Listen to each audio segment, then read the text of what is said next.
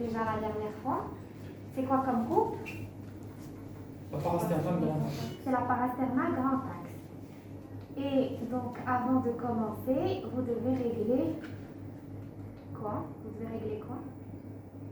Vous devez régler vos gains et tout le bazar qu'on a vu la dernière fois.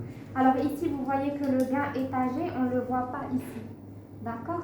Mais vous pouvez le retrouver soit en cliquant sur ça, TGC, soit en allant justement ici, vous mettez plus, et vous cliquez sur ça et vous avez votre gain étagé. C'est un gain étagé qui est numérique. Donc vous pouvez toujours améliorer un petit peu votre gain étagé, plus ou moins, un peu comme ce que j'avais fait avec le gain étagé de l'autre appareil. Donc en tout cas, c'est un réglage que vous pouvez toujours faire. Ici, dans les nouveaux appareils de GE, vous avez aussi deux types de réglages. Ça, on ne l'avait pas vu la dernière fois. C'est des trucs automatiques, soit soft, soit le net. Donc dans le net, vous voyez un peu mieux les parois. Je vais augmenter un peu les gains. Vous voyez un peu mieux les parois. Dans le soft, c'est un petit peu plus doux parce qu'on ne voit pas bien les détails. Dans le net, moi je préfère mettre le net quand je veux voir les troubles de la cinétique ou quand je veux faire les mensurations de façon correcte. Ok? Bien.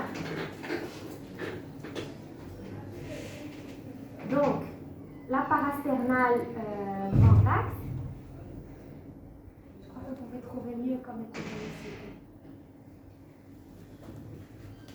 Donc ici, on commence par quoi?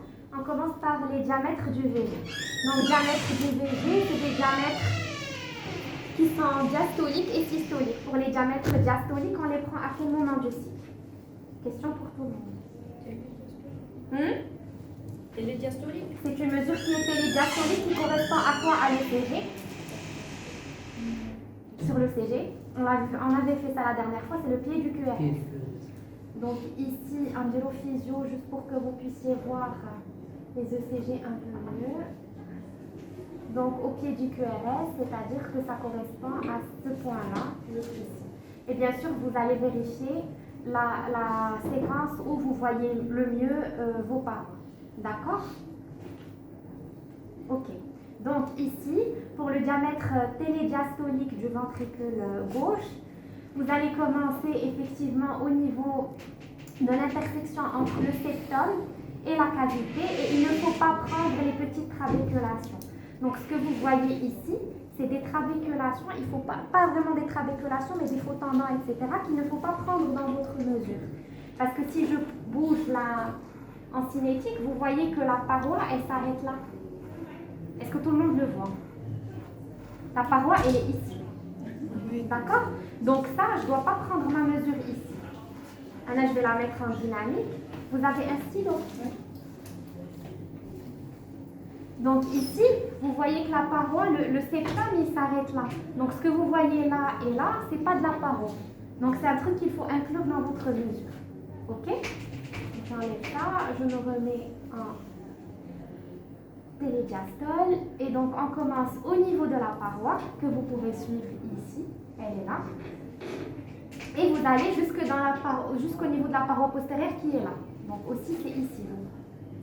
Si vous n'arrivez pas à voir, vous pouvez m'arrêter. D'accord? Donc on a 49 de diamètre télédiastolique. Alors ici on a la paroi postérieure et on a le septum qui est là. La même chose pour le septum, il faut être prudent parce que parfois vous avez les petites trabéculations du ventricule droit que vous voyez ici, donc il ne faut pas les prendre. Donc il faut être prudent aussi dans la mensuration du septum et de la paroi postérieure. Alors pour toutes les mensurations, il faut suivre les recommandations pour les valeurs normales. Les recommandations, vous allez les trouver dans Chamber Quantification, dont je vous ai parlé la dernière fois. C'est les guidelines communes de l'ASE et de la Société européenne, et c'est des guidelines de 2016. C'est les dernières qui ont. Donc à chaque fois que vous avez un doute sur une mensuration, vous retournez vers le document de Chamber Quantification. Ok? Et puis donc ici, vous pouvez prendre aussi le diamètre télésystolique du ventricule gauche. Et c'est une mesure qui se fait à quel moment du cycle?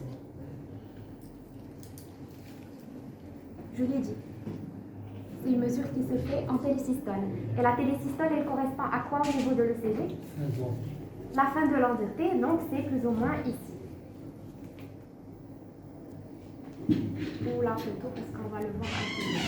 Voilà, donc vous voyez d'ailleurs que c'est le diamètre le plus petit de votre ventricule gauche. Il faut que tu... Oui. C'est à la fin de l'entité, donc c'est le diamètre le plus petit de votre ventricule gauche. La même chose de la paroi à la paroi, et vous ne prenez pas les trabéculations ou les faux tendons. Ok? Donc, les faux tendons. Ok, donc ça c'est pour la cavité ventriculaire gauche en parasternal. Il y a une autre mesure que vous pouvez faire pour les mensurations du ventricule gauche, c'est la mesure TM. Mais ça c'est une mesure qui n'est plus dans les recommandations, donc normalement ça ne se fait plus. Il y a certaines personnes qui continuent toujours à l'utiliser. Vous pouvez le faire si vous voulez, mais en tout cas, donc c'est une mesure que vous faites comme ça sur votre ventricule. Voilà, et vous lancez un TM. Quand vous lancez le TM comme ça, vous avez les différentes parois. Merci. Donc vous avez ici le septum, vous avez la paroi ventriculaire, vous avez la paroi postérieure. D'accord? Ici, vous avez les mesures de l'étude en TM que vous pouvez faire de votre ventricule gauche. Lorsque vous faites la mesure ici, vous avez la fraction d'éjection qui est estimée en T-Cols. Alors, vous la voyez sur les comptes rendus. C'est comme ça que vous pouvez avoir le T-Cols. Donc, on clique sur VG étude ou alors on clique sur les différents paramètres, c'est-à-dire paroi postérieure, septum diastolique, VG diastolique, paroi postérieure diastolique, et puis les mesures systoliques. Ici, quand vous cliquez sur VG étude, normalement, il va faire la mesure de façon automatique.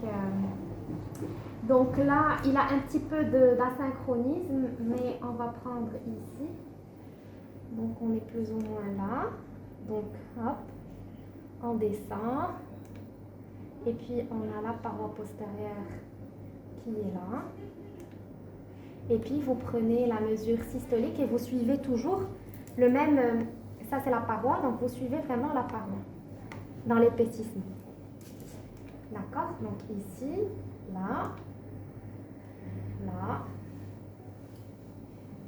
et la paroi postérieure. Voilà.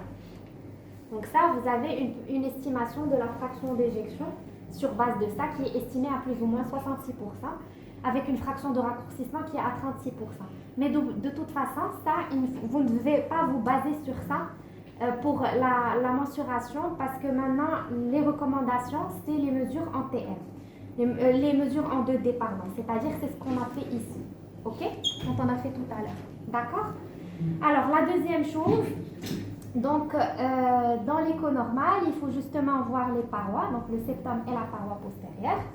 Et pour ça, il faut aussi faire savoir si le patient il a une HVG ou pas. Donc pour savoir s'il a une HVG ou pas, oui, on se base sur l'épaisseur des parois, mais on se base aussi sur autre chose. La masse ventriculaire. Donc la masse ventriculaire, indexée effectivement, mais pour l'indexer, il faut entrer les mensurations du patient. Je me suis dit تمام متفاضل تمام متفاضل تمام